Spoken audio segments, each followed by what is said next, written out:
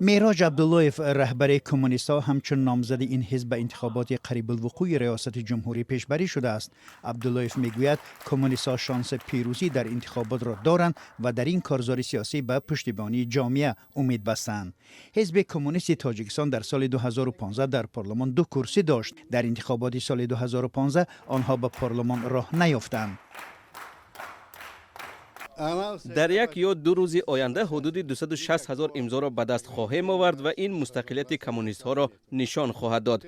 در مطبوعات مستقل بارها تاکید کردند که کمونیست ها توان جمع آوری امضاهای لازمی را ندارند و با امر حکومت امضاها به دست آورده خواهند شد.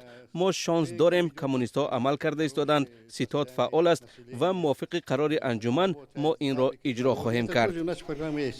برنامه حزب در انتخابات تقریبا از شعارهای عبارت است که در برنامه‌های دیگر احزاب نیز دیده می شود.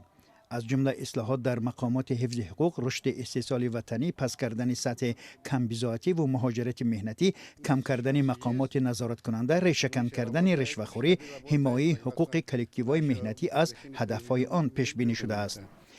اما نورالدین قرشبایف رئیس انجمن ملی رسانه‌های مستقل تاجیکستان به این باور است که صف این حزب را تنها چند عضو سالخورده پر می‌کنند. قسم زیادی آنها هنوز در سالهای 90 به صف آن شامل شده بودند. جوانان به گفته او به این حزب توجه نمی‌کنند چون در صف کمونیست‌ها بودن آینده ندارد و برای همین آنها هیچ شانس پیروزی در انتخابات را ندارند. حالا موقع کمونیست ها بیرنگ شده است و گمان است در وقت مسائل سیاسی نظر آنها به اعتبار گرفته شود. آنها هر تصمیم را که از طرف حزب حاکم گرفته می شود پشتیبانی خواهند کرد. آنها با این گذشته که دارند ذخیره کافی برای پیشنهاد کادر شایسته ندارند. مردم تاجیکستان با گذشت 13 ساله تقریبا فراموش کردند که زندگی در کمونیسم چی است. حتی نام داهیان و رهبران حزب و اعضای پلیتبیرو و حتی کمونیست های تاجیک را فراموش کردند. کارل مارکس، فریدریخ انگلس، سیمش کی بود؟ داهی بود با. برای پایدار نمودن خلق تاجیک خدمتی ارزنده گذاشتند. خیر اثرهای نوشتن. کمونیستان را من حرمت میکردم که اولونش رو نمیشناسم. همون گلاونیش لیلیم بوده که بعد دیگه سکپ پارتیز با کی کم پارتی بودن خیلی اگون 15 نفر بودن. قهار محکم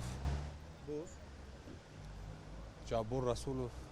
بر اساس قرار کمیسیون مرکزی انتخابات، حزب‌های سیاسی تا 11 سپتامبر باید امضاهای ضروری را برای پشتیبانی از نامزد خود پیشنهاد کنند. انتخابات پرزیدنتی تاجیکستان 1 ماه بعد 11 اکتبر برگزار خواهد شد.